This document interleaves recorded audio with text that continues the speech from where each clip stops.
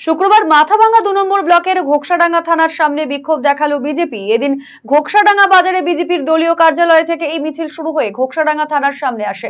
এদিনের এই মিছিলে নেতৃত্ব দেন মাথাভাঙ্গার বিজেপির বিধায়ক সুশীল বর্মন সহ বিজেপির নেতা প্রতাপ সরকার, প্রশান্ত বর্মন, গুরুপ্রসাদ বর্মন সহ অন্যান্যরা।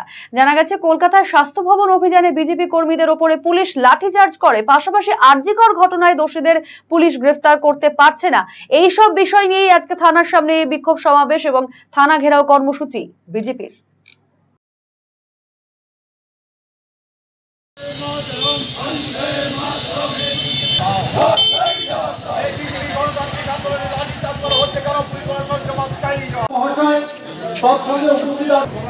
গতকাল ভারতীয় জনতা পার্টির পক্ষ থেকে স্বাস্থ্য ভবন অভিযান ছিল।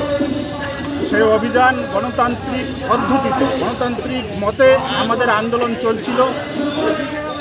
7-8 হাজার মানুষের আন্দোলন ছিল। সেখানে পুলিশ ছিল নগণ্য। আমরা আমাদের সেই গণতান্ত্রিক যে আন্দোলন কর্মসূচি, সেটাকে হিংসাত্মক করার জন্য মমতা ব্যানার্জির পুলিশ, মমতা ব্যানার্জির সরকারের প্ররোচনায় গতকাল আমাদের নেতৃত্বের উপরে এবং আমাদের কর্মীদের উপরে অকথ্য নির্যাতন চালিয়েছে, লাঠিচার্জ করেছে, এলওপি শুভেন্দু অধিকারীকে গ্রেপ্তার করেছে।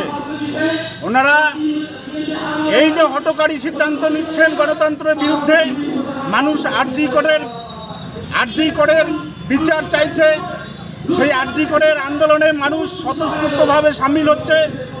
সেখানে একটা ভারতীয় জনতা পার্টির পতাকা ছিল। এই ভারতীয় জনতা পার্টিকে দমানোর জন্যে পক্ষান্তরে আরজি করের যারা দোষী, যারা ধর্ষণ করে খুন করেছে অভয়াকে, তাদের সমর্থনে পুলিশ এই দালালি করলো। কালকে আমাদের গণতান্ত্রিক আন্দোলনের মধ্যে আঘাত হানলো। অতএব ওনারা আন্দোলনকারীর উপরে অত্যাচার করছে আর দোষীদের আড়াল করার চেষ্টা করছে। আমাদের এই আরজি করের অভয়া বোনটির জন্য আমাদের আন্দোলন জারি থাকবে।